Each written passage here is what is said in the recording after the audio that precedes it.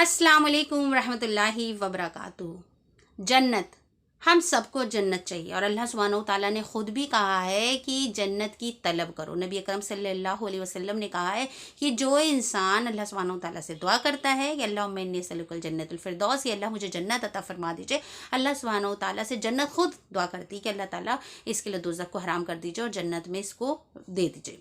तो हमें जन्नत चाहिए, हम सबको चाहिए, ऑब्वियस सी बात है। मगर जन्नत बिना फीस दिए नहीं मिलती है। हर चीज़ के लिए आपको एक कीमत देनी पड़ती है। आपको कुछ भी करना है, आपको उसके लिए कहीं ना कहीं से आपको यू हैव टू पे फॉर दैट, आपको उसकी फ़ीस देनी ही देनी है।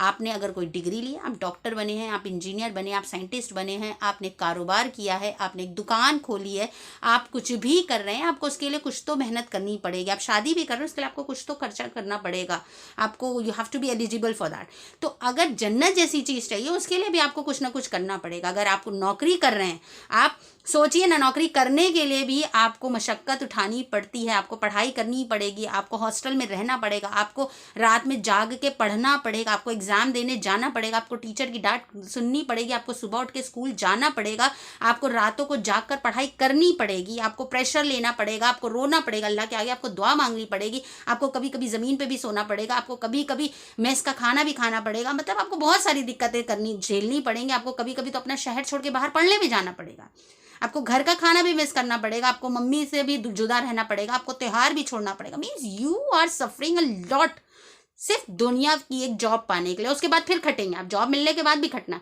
यहाँ पर आप एक ऐसी चीज़ के लिए मेहनत करने जा रहे हैं जिसको करने के बाद आपकी परेशानियां, आपकी मुश्किलें, दे विल बी एंडेड, वो सब खत्म हो जाएंगी। आपको एक बार जन्नत मिल गई, you will be like the most happiest person. आपको उसके बाद कुछ चाहेंगे ही नहीं आप। तो जन्नत के लिए भी कीमत है। उसके लिए आपको अपनी सारी नफ्सियाती चीज़ों को जो हराम है उनको कुचलना पड़ेगा। हर वो चीज़ जो हराम है उसको सुनना बंद करना पड़ेगा, हर वो चीज़ जो हराम है उसको देखना बंद करना पड़ेगा, हर हराम रिश्ते से ताल्लुक़ ख़त्म करना पड़ेगा, हर हराम चीज़ को छूना बंद करना पड़ेगा, हर हराम चीज़ को खाना बंद करना पड़ेगा, हराम चीज़ को लेना बंद करना पड़ेगा। सूद है, अल्लाह ताला ने जो शराब है, गैर महरम है, गैर जो भी चीज़ें जो हराम की गई हैं, खाने पीने की, इस्तेमाल करने की, म्यूजिक है, ये सबको छोड़ना पड़ेगा। Then only you will be able to get जन्नत। क्योंकि नबी अकरम सल्लल्लाहु अलैहि वसल्लम ने कहा है कि जन्नत तो बड़ी बड़ी मशक्कत से मिलेगी, खून पसीने से। तो खून पसीना तो आप दुनिया की चीज़ों में भी लगाते हैं, मगर वही है, उस चीज़ों का शौक़ है, उस चीज़ों पे आपको यकीन। और जो मेरे नबी अकरम सल्लल्लाहु अलैहि वसल्लम ने कहा, जिनकी सारी प्रोफेसीज, जिनकी सारी पेशन गोई आज तक साबित हुई हैं और आगे भी इंशाअल्लाह इस्लाम अपना बोलबाला इस्टाब्लिश कर रहा है और करेगा। साइंस है, सब कुछ है, हर जगह पे अल्लाह सुब्हानहू तआला प्रूफ्स दे रहे हैं। जो भी नबी अकरम सल्लल्लाहु अलैहि वसल्लम ने कुरान में, हदीस में बताया, सब सच हो रहा है।